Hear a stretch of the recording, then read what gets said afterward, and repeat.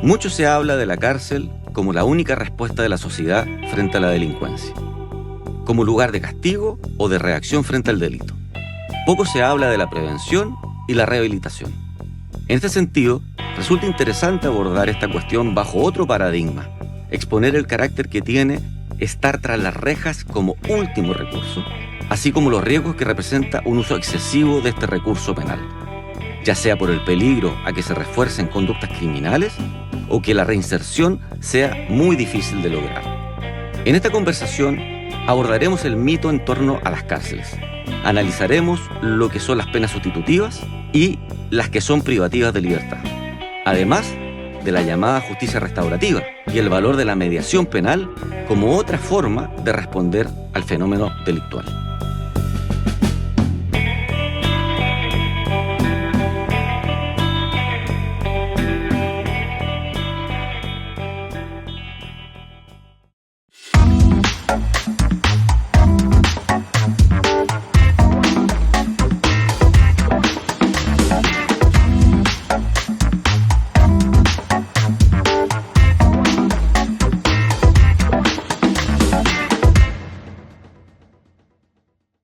Muy bienvenidos a un nuevo episodio de Código Claro, Derecho a Entender.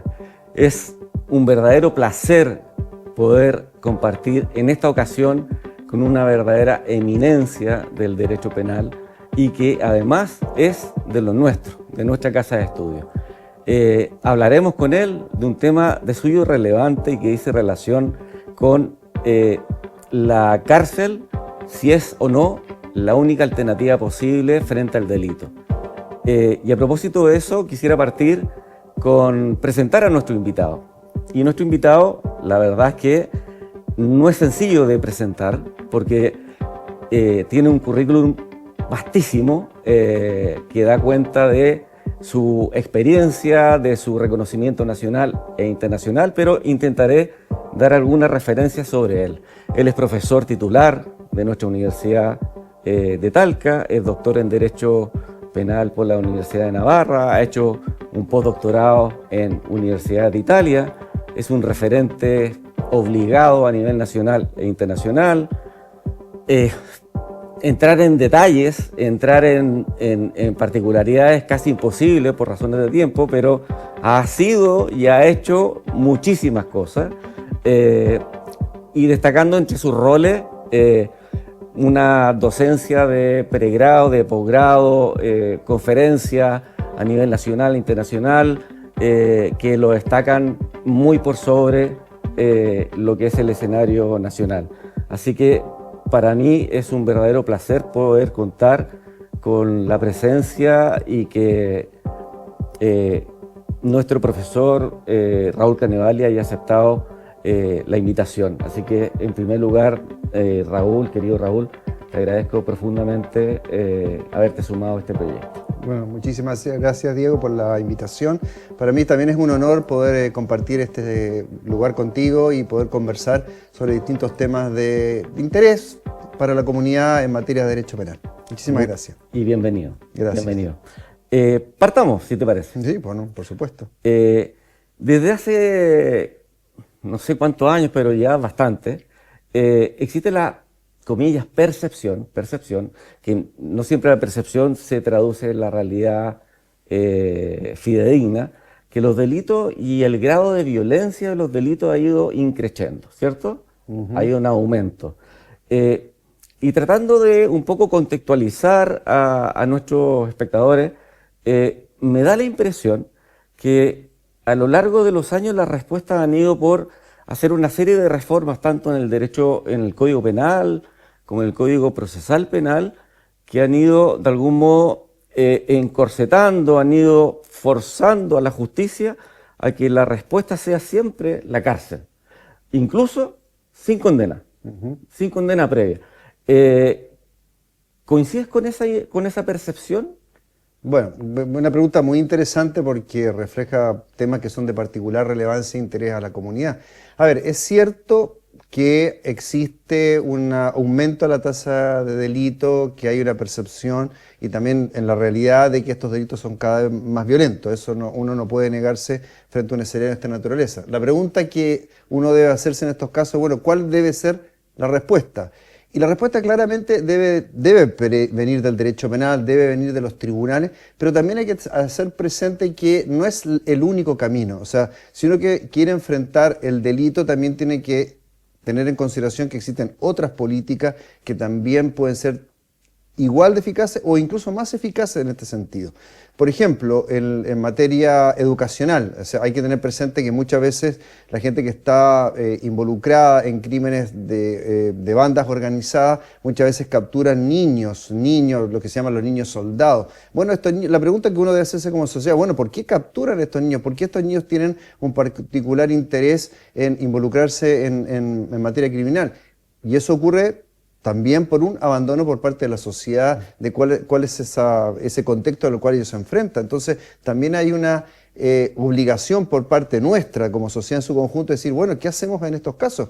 ¿Por qué? Porque la respuesta penal muchas veces lo que hace es incrementar la irritación también de estos menores, porque ven que el único camino que se les da o que se les ofrece a ellos es la represión. No estoy diciendo con ello que no sea un camino, pero también tener en consideración que no es el único camino. Hay políticas sociales que son relevantes a tener en consideración. Políticas educacionales, políticas sociales, políticas de vivienda, incluso también cómo construimos los barrios, porque una vez que los barrios donde estos niños participan, donde están estas bandas organizadas, son muchas veces lugares aislados, lugares carentes, incluso de plazas, de lugares de esparcimiento. Una especie de guetos. De guetos, en que el Estado está ausente. Pero dejemos aparcado eso para volver enseguida.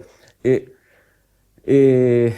un país como el nuestro, que depende con quién nos comparamos. Si nos comparamos con el barrio, podemos tener una mirada más positiva y estamos mejor que el barrio que nos rodea.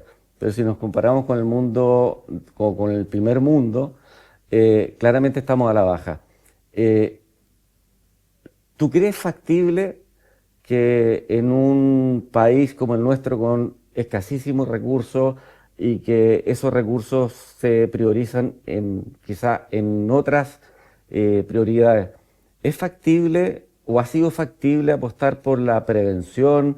¿Ha sido factible realmente apostar por eliminar o minimizar todas esas influencias o factores que inciden en el aumento del delito, en la captación de menores, y que terminan todo esto en la respuesta de la cárcel?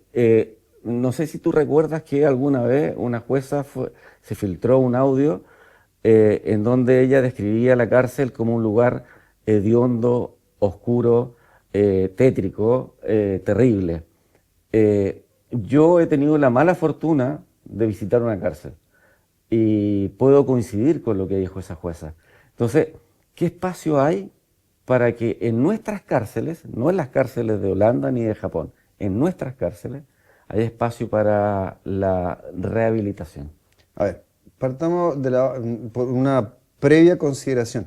Yo creo que destinar recursos a la prevención, y cuando hablamos de prevención no solamente lo miramos desde el punto de vista del derecho penal, sino que yo quiero apuntar, cuando hablamos de prevención también hablamos de otras políticas, porque eso también incide en inhibir la comisión de delitos. Si a alguien se le dan otras oportunidades y ve que esas oportunidades son importantes, obviamente que el camino del delito no lo va a tomar. Entonces, hay que pensar en eso. Y inversiones siempre son inversiones de mediano y largo plazo. Lo que pasa es que nosotros muchas veces somos cortoplacistas. Creemos que la respuesta debe ser inmediata. Y estas son políticas que son de largo plazo. Y claro, la respuesta siempre... Políticas de Estado. Políticas de Estado. No de gobierno. Por supuesto, políticas de Estado, independiente del gobierno que sea. Estos son decisiones que deben tomarse de manera global y no sobre la base del color político, porque ahí es donde siempre nos entrampamos, porque criticamos lo que hace un sector, no consideramos, entonces tenemos que abordarlo desde una perspectiva amplia, desde todos los sectores. Perdona, Raúl, que te interrumpa, pero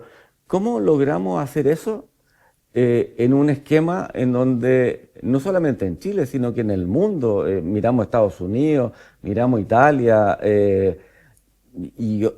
miramos El Salvador, en donde el populismo penal ha llegado para quedarse.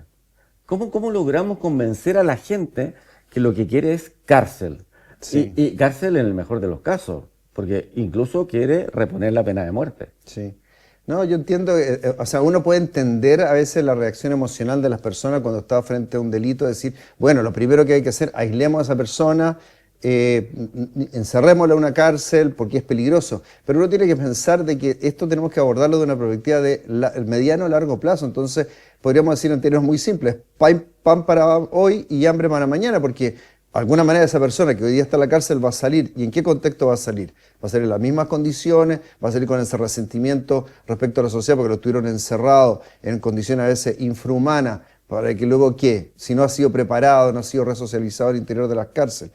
Hay otra pregunta también que me gustaría que pudiéramos conversar, si las cárceles en realidad resocializan, porque también ese es otro problema que no es menor. Entonces, el punto, si queremos abordarlo con seriedad, es considerar, bueno, de qué manera abordamos el punto global. El problema central, por ejemplo, respecto de los jóvenes, yo creo que una política importante es cómo abordamos la delincuencia juvenil. La delincuencia juvenil, lo importante es decir, bueno, cómo lo insertamos luego a ese joven para que, cumplida su pena en centros de privación, pueda salir en condiciones de querer volver a insertarse en la sociedad, que confíe en la sociedad, porque también... De algún modo que el Estado llegue tempranamente. Por supuesto, ese es el tempranamente tema. hacerse cargo de esa persona exacto. Para que no se entre en esta dinámica permanente del delito. Exacto. Yo quiero hacer presente algo porque muchas veces nos van a escuchar y van a decir que estamos con una especie de ingenuidad, de un discurso elitista, que la cárcel no corresponde. No, yo soy partidario que deben existir establecimientos carcelarios, hay delitos graves que sí requieren un tratamiento de naturaleza, pero el punto es el siguiente, y ahí está nuestro error, que creer que la única respuesta es el encierro y la cárcel. Y una política de esta naturaleza va destinada al fracaso, porque esa persona que está encerrada en condiciones como son nuestras cárceles, que no tiene posibilidades prácticamente nulas de poder reinsertarse, lo más probable es que esa persona cuando vuelva a salir en libertad, las únicas probabilidades que tiene de poder sobrevivir, porque muchas veces está, porque no tiene posibilidades de trabajo, es lamentablemente delinquiendo. Entonces eso es lo que tenemos que tomar en consideración. Y va a reincidir. Y va a reincidir, si ese es el tema, y hay que ser consciente de esto. Y cuando hablamos de política, también hablamos de en qué manera podemos dar incentivos también incluso dentro de las empresas, es decir, bueno, ¿cómo podemos incorporar a estas personas para que puedan trabajar al interior de esas empresas, que se las reconozca como persona, en el sentido de decir, bueno, yo soy reconocido, valorado como tal, y no soy como una suerte de desperdicio por parte de la sociedad, y quien me reconoce en mi trabajo, en mis labores, esa persona de alguna manera se vuelve a dignificar como ser humano, y eso también hay que tomarlo en consideración. ¿Y eso en Chile existe una vinculación o una coordinación del Estado con el mundo empresarial para vincular a personas que recobran la libertad? Porque podría hacerse. Sí, no, pero existe muy poco. Yo el único recuerdo siempre era Fantuzzi, que era un empresario que siempre tenía una política de inserción, pero eran tan pocos esto que incluso ya uno lo individualizaba, uno de los pocos empresarios que tenía una conciencia social que decía, bueno, tratemos de estas personas de darles una oportunidad. Eso sin estar obligados. Y no estar obligados. Por un acto voluntario de él. Exacto. Ese es el punto. Hay que tomar en consideración estos factores, o sea, no tomar en cuenta que la cárcel es la única respuesta. Eso es lo importante en tener en consideración.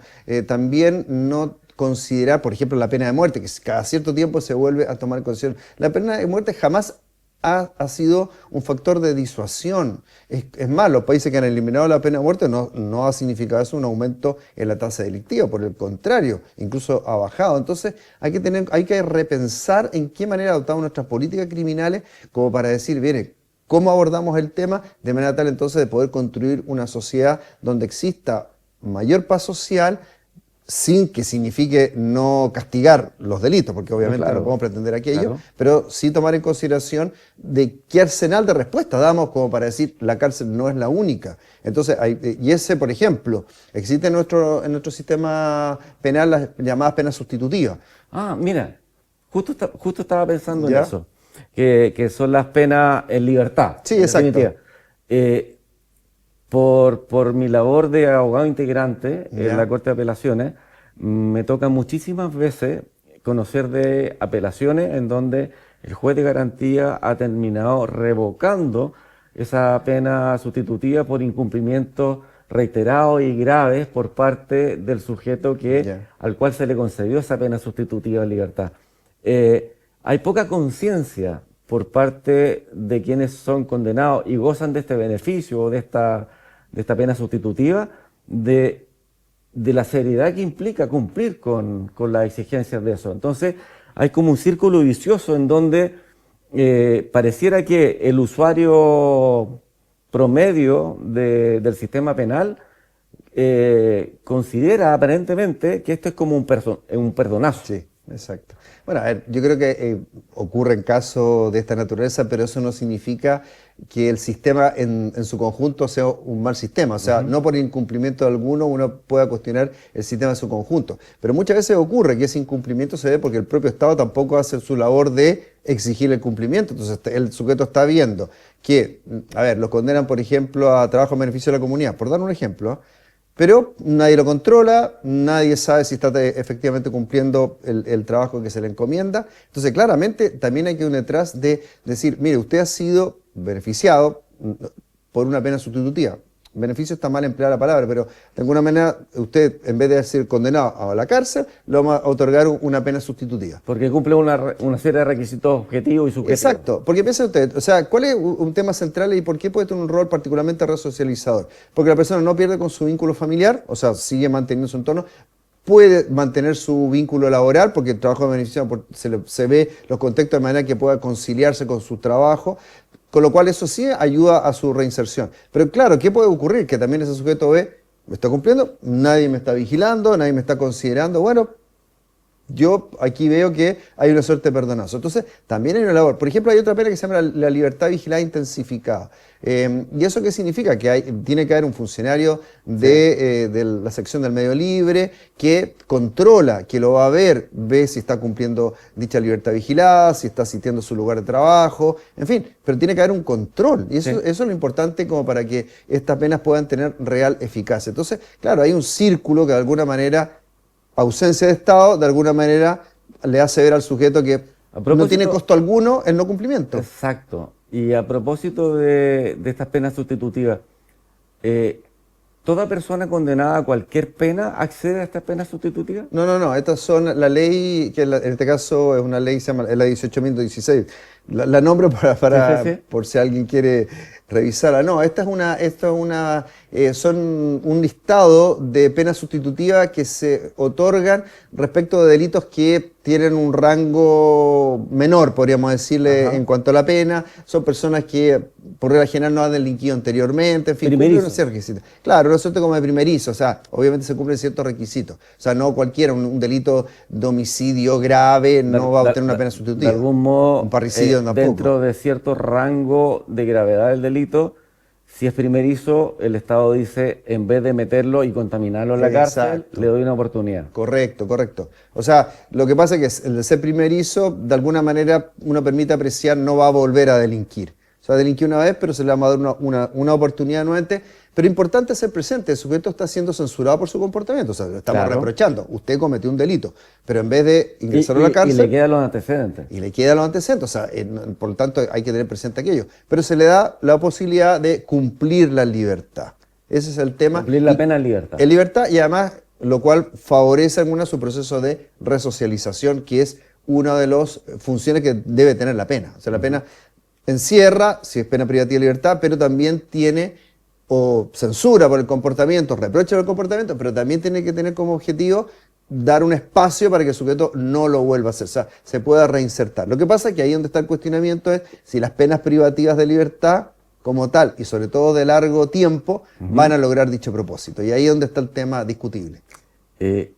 Raúl, en esta lógica que estamos conversando, una pregunta muy particular que le puede servir a nuestros espectadores y que dice relación, ¿por qué hay algunas condenas que son a 3 años y un día o 5 años y un día? La gente no entiende ese y un día. Claro.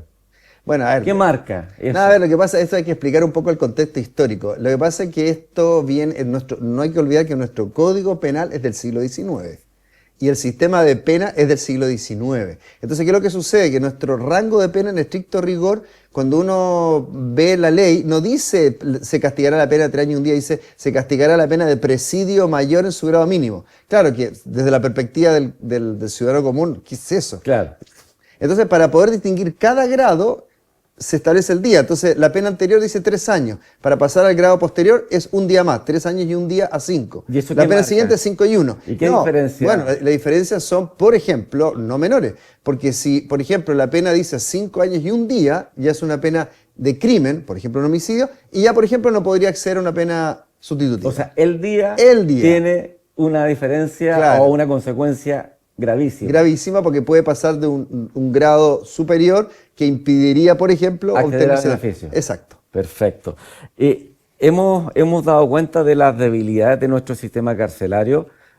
Yo pongo la mirada, por ejemplo, en los Países Bajos, en donde las cárceles están prácticamente sin usuarios, han sido transformadas en otros lugares, porque ya no hay prácticamente personas privadas de libertad.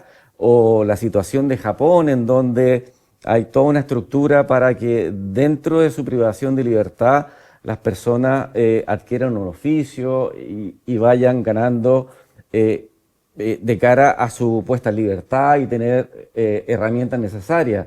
Que es muy distinto a lo que ocurre en el régimen de El Salvador, en donde la prioridad está en el castigo. Y que también se entiende un poco, dejo el beneficio de inventario, por el combate a un fenómeno muy particular que está en El Salvador, que de algún modo ha autorizado o ha minimizado la reivindicación por el debido proceso, por el justo proceso, por un enjuiciamiento con mínimas reglas de legitimidad democrática. Pero El Salvador, como país soberano, decidió que esa era la vía y al parecer le da resultado, porque estaban verdaderamente bajo un esquema insoportable desde el punto de vista de la sociedad. Pero tú has reivindicado que, y vuelvo al inicio, que esta idea de que la cárcel es como la única y la panacea para afrontar el delito, hay que repensarlo. ¿A qué te refieres tú con repensarlo? ¿Qué tienes en mente como alternativa a eso, más allá de la prevención, más allá del trabajo del Estado a largo plazo? ¿Hay alguna otra alternativa que se venga explorando en el mundo, en el derecho comparado, en algunos países, no sé si del barrio o de Europa o de Estados Unidos, que abran una oportunidad que pueda ser digna de explorar también en Chile? Muy buena pregunta, Diego, porque ahí justamente tú pusiste 2 ejemplos o 2 sociedades donde siguen un modelo, donde sigue otro modelo. Obviamente que uno espera que la sociedad chilena siga el modelo de los Países Bajos, el modelo de Japón y no el modelo de El Salvador. Es cierto, uno puede entender que el contexto de El Salvador era muy particular porque estaban las MAR, habían grupos organizados que prácticamente tenían capturado al Estado, y uno, de alguna manera, no justificarlo, pero uno podría entender que en ese momento quizá la misma sociedad salvadoreña dirá, bueno, no nos queda otra opción. Pero obviamente ese no es el modelo a seguir. O sea, no tenemos modelo Bukele como el modelo que nuestra sociedad a seguir, sino por el contrario, el modelo de los Países Bajos, el modelo de Japón. Claro, alguno podría decir, bueno, son países súper desarrollados, en fin, pero no por eso nos priva de decir, bueno, tomemos en consideración lo que he dicho en un inicio. Bueno, ¿por qué en los Países Bajos existe una menor tasa de criminalidad? Porque enfatizan mucho también en sus políticas sociales. Si en el fondo hay que tener en cuenta lo siguiente, el derecho penal, su tarea de reprimir el delito, de bajar las tasas delictivas, más bien es modesta. O sea, es una tarea de privación de la libertad de una persona en juicio, pero si queremos en realidad enfrentar el delito en su conjunto, tenemos que enfocarlo desde diversas perspectivas. Incluso hasta, como señalé en su momento, hasta cómo construimos nuestras ciudades. O sea, el enfoque no puede ser unidimensional. No, para nada. O sea, está bien, como digo, modesto. Es educación, salud, Y aunque parezca un discurso así hasta trillado, porque muchas veces uno dice "Pero otra vez con la misma", pero es que es verdad. Entonces siempre nos olvidamos, como queremos la solución de corto plazo, la solución más rápida, la ley, modificar la ley, aumentar las penas. Y con eso creemos que estamos dando una solución al problema y en el fondo no le estamos dando una solución al problema. Ahora bien, frente a la segunda pregunta, claro que existen otros modelos para enfrentar estos conflictos, que son la justicia restaurativa, que yo me imagino que querías enfocarte, Sí, o a lo mejor esa es la sí, pregunta. pero yo comprendo en qué consiste, pero Exacto. nuestros televidentes Sí. creo que no lo saben. Lo explico con palabras simples. La justicia restaurativa es un complemento dentro del sistema penal de solucionar conflictos penales sin tener que llegar al castigo penal, sino a través de encuentros restaurativos entre quien cometió el delito y la víctima.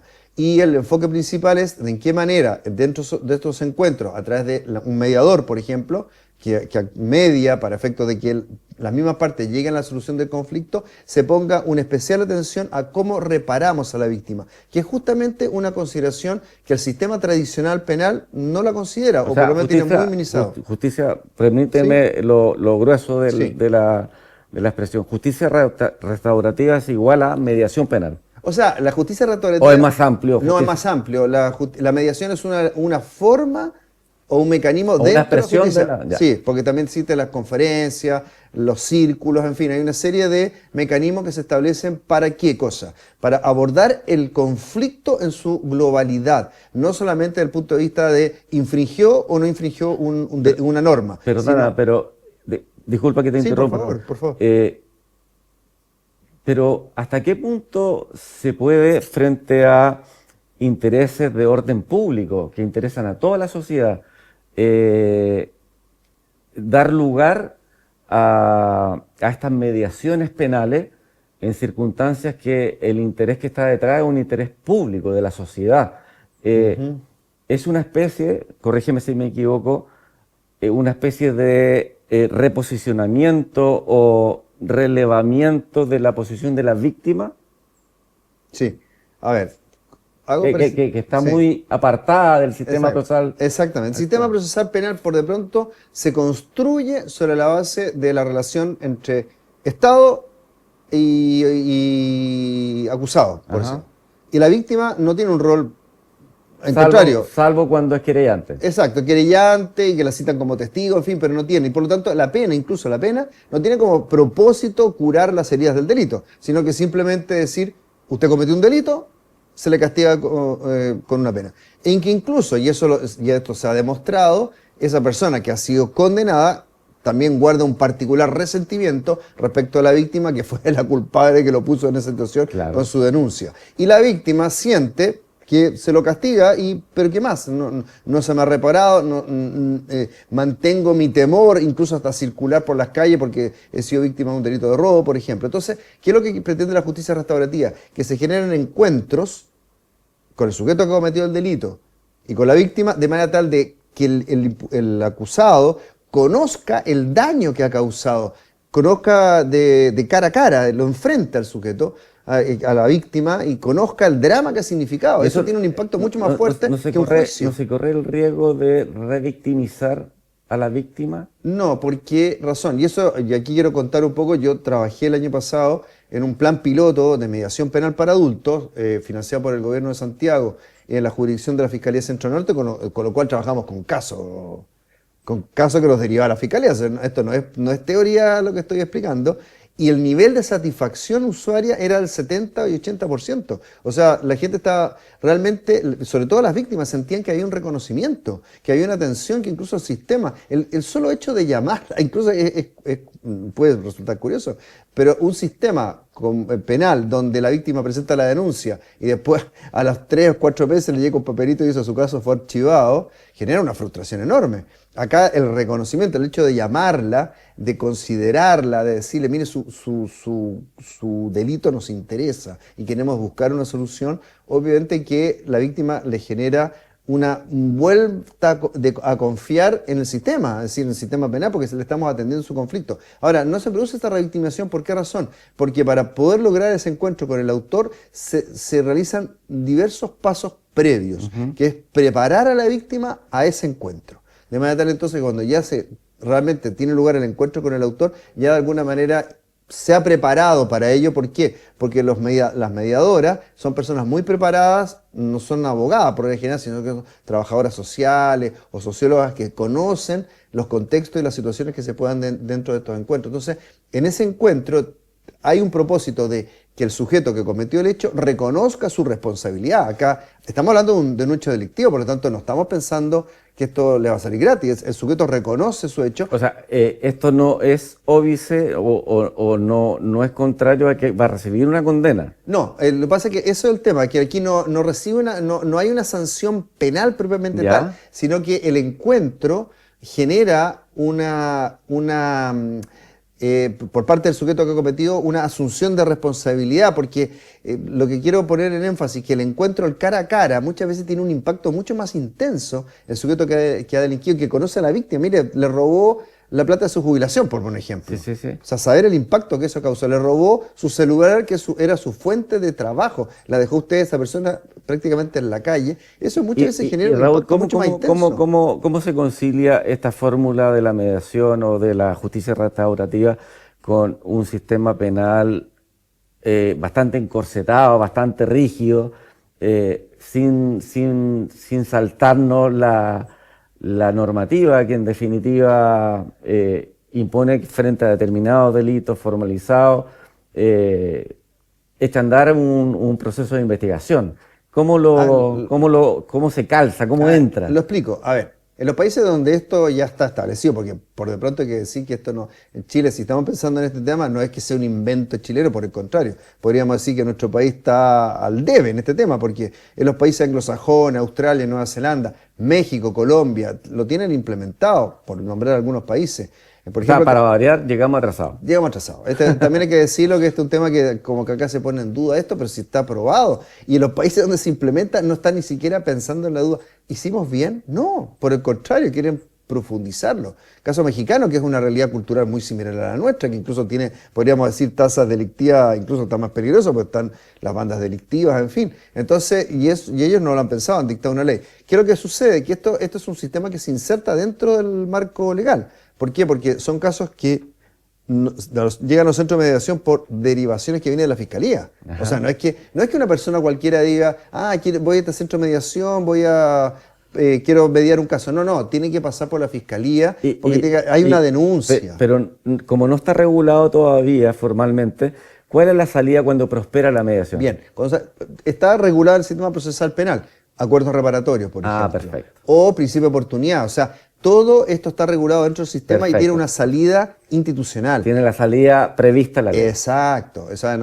esto no es un sistema desregulado completamente. No va aparte. No.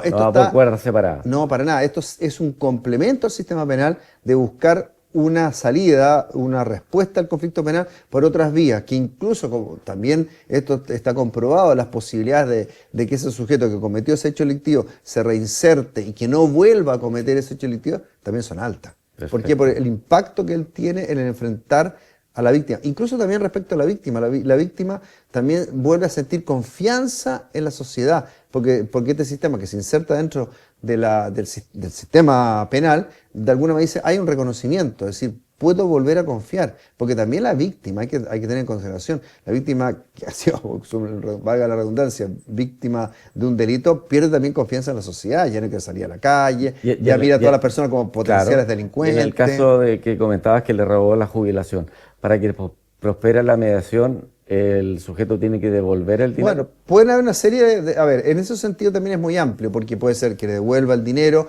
puede ser, incluso piensen ustedes, la restauración que tiene incluso el pedir perdón. O sea, uno a veces pierde la perspectiva de lo que significa pedir disculpas, perdón, no lo voy a volver a hacer. Muchas veces las víctimas a veces esperan eso, más que la devolución del dinero. O sea, y esto, como digo, lo cuento por la experiencia que tuvimos en este plan piloto. O sea, esto está documentado, ¿eh? Esto no es un tema puramente teórico, esto está documentado con casos concretos, tenemos hasta videos de casos, tenemos un caso que es muy dramático de un cuasi delito de homicidio, en que el papá perdió a su hijo y logramos encuentros restaurativos y el padre salió, obviamente no contento porque perdió a su hijo, pero de alguna manera más tranquilo, restaurado, incluso con respecto al autor del hecho, que más encima, en este caso en particular, claro, el autor del hecho era amigo del chico que falleció. O sea, peor todavía que lo conocía el papá desde niño y que fue el que lo ve todos los días y fue tú, por culpa tuya perdí a mi hijo. Y estos encuentros restaurativos sirvieron también para el autor del hecho, porque imagínense el dolor, perder a un amigo. Cuasi delito es un hecho imprudente, hay culpa, no es que tuvo la intención. Entonces el dolor es muchas veces más profundo, o sea, mi responsabilidad privó la vida de una persona y el padre logró. ¿Y cuál era la salida que le ofrecía la fiscalía? O sea, dinero. Y el padre no quería dinero, quería otra cosa. Entonces esta capacidad que tiene la mediación, la justicia restaurativa de darle una respuesta más global al delito, va en búsqueda de un mejor acceso a la justicia. Dos preguntas finales porque lo entretenido de la conversación se nos fue volando el tiempo. ¿Crees que haya, permíteme la expresión súper coloquial, agua en la piscina para convencer a los políticos de estimular la justicia restaurativa? Y segundo, para que muy brevemente, ¿prefieres cárceles en el desierto o en alguna isla? Uy, qué difícil la pregunta. Vamos Yo por la primera parte. te lo digo porque, Sí. porque se repite cada cierto tiempo. Pucha, a ver, las cárceles, por de pronto, ya vamos por En el esta idea de algunos Sí, no, a mí políticos. las cárceles en general, yo sí que reconozco la necesidad de cárceles, pero hay que tener en cuenta que la cárcel, la ubicación, también tenemos que pensar que esa persona, por muy grave que haya cometido el delito, siempre debe tener la posibilidad de reinsertarse. Entonces, tampoco el aislarlo, poco menos que tirarlo a Marte. De poco poder menos. recibir visitas. Sí, obviamente. O sea, obviamente que hay que tener cárceles seguras, cárceles que también hagan sentir a la persona que ha cometido el delito, pero también cárceles que estemos pensando que estamos recibiendo a personas. O sea, tampoco podemos. O sea, el sujeto cometió un delito, el Estado, y nosotros no podemos ponerlo al mismo nivel. O sea, tenemos que estar en un nivel superior y dar esa oportunidad. Por lo tanto, pensar en cárcel, yo prefiero no responder si en desierto o una isla. En estricto rigor, bueno, la isla es peor todavía porque la isla la posibilidad de acceso, pero esa no sería Pero son ideas que han surgido. Sí, pero son ideas. Es que justamente eso pone en evidencia que algunos políticos, y no quiero globalizar porque yo creo que tenemos buenos políticos también, políticos serios, y eso es un discurso que cree que van a satisfacer Lo que la gente quiere escuchar. la gente quiere escuchar. Y la gente a veces no quiere escuchar eso. O sea, eso es mirar mal también a las personas también quieren respuestas con mayor fundamento. Entonces, y eso es lo que, por lo menos, y creo que esta es una instancia muy importante, y agradezco a la universidad y a Diego en particular que se genere esta instancia de conversación para dar otras consideraciones al tema. Yo creo que tenemos buenos políticos y yo creo que sí hay agua en la piscina. Y de hecho yo estoy ahora en eso, es decir, de poder haber la posibilidad de presentar algún proyecto, ojalá O sea, pueda resultar. tú eres una Sí. persona que tiene optimismo en Sí, que esto yo puede sí. ir progresivamente calando Sí. y convenciendo para que en definitiva se haga una fórmula bastante utilizada. Sí, yo creo. Y además, teniendo presente que experiencia de otros países existe, por lo tanto, uno puede mostrar datos, información. No estamos hablando de algo que acá estamos innovando Sí. o estamos realizando alguna política que a lo mejor no tiene apoyo o resultados Sí. concretos. Resultados existen. Entonces, Raúl, yo sí creo. podríamos seguir hablando, Sí. yo creo que 3 horas más, Sí. pero se nos fue el tiempo. Quisiera agradecerte porque ha sido una conversación absolutamente fluida. Espero que lo más clara posible para nuestros televidentes, y quiero agradecerte especialmente por haber apostado por esta instancia que dice relación especialmente con la vinculación con la comunidad a la cual nos debemos, y tú te has comprometido también con este proyecto. Así que muchísimas gracias por estar con nosotros. Muchas gracias, Diego, y también quisiera agradecerte que este espacio a la Universidad de Talca que brinde, porque es importante acercar estos problemas a la gente en un lenguaje claro y preciso y dar otras consideraciones, otras reflexiones. Y yo creo que esa es una labor de la universidad, es una labor nuestra, ¿no? No podemos establecer discursos elitistas, que son discursos que no, sino que tenemos que llegar a las personas, valorar a las personas que nos escuchan son personas inteligentes, reflexivas y que este tipo de conversaciones obviamente que nos enriquecen a todos. Bueno, muchísimas gracias, Raúl, y quedas cordialmente invitado para una próxima oportunidad. Bueno, queridos televidentes, los dejo cordialmente invitados para un próximo episodio de Código Claro, Derecho a Entender, que es un espacio que queremos mucho y que sé que ustedes valoran especialmente. Así que hasta una próxima oportunidad.